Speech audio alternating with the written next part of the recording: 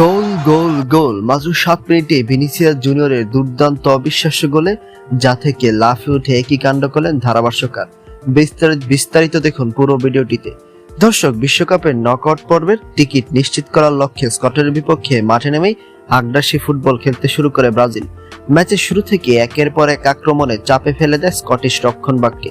আর ম্যাচের মাত্র 7 মিনিটেই আসে সেই কাঙ্ক্ষিত মুহূর্ত। স্কটল্যান্ডের সেন্টার ব্যাক স্কট ম্যাককোনা বল নিয়ন্ত্রণে ভুল করলে সুযোগ লুফে নেন ব্রাজিল তারকা ভিনিসিয়াস জুনিয়র। বিদ্যুৎ গতিতে বল কেড়ে নিয়ে গোলরক্ষককে কাটিয়ে ঠান্ডা মাথায় ফাঁকে জালে বল পাঠিয়ে দেন তিনি। গোল হওয়ার সঙ্গে সঙ্গে উল্লাসে ফেটে পড়ে পুরো স্টেডিয়াম। ব্রাজিলের খেলোয়াড়রা সাম্বা নাচে মেতে ওঠেন আর গ্যালারিতে থাকা হাজার হাজার দর্শক আনন্দে চিৎকার করতে থাকেন। ধারাভাষ্যকার তখন উত্তেজিত কণ্ঠে বলে ওঠেন, কি দুর্দান্ত শুরু ব্রাজিলের। ভিনিসিয়াস জুনিয়র আবারও দেখে দিলেন কেন তিনি বিশ্বের অন্যতম সেরা ফরোয়ার্ড। গোলের পর ভিনিসিয়াস আত্মবিশ্বাসী উদযাপন এবং ব্রাজিলের দাপুটে ফুটবল দেখে মুগ্ধ হয়ে যান উপস্থিত দর্শকরাও।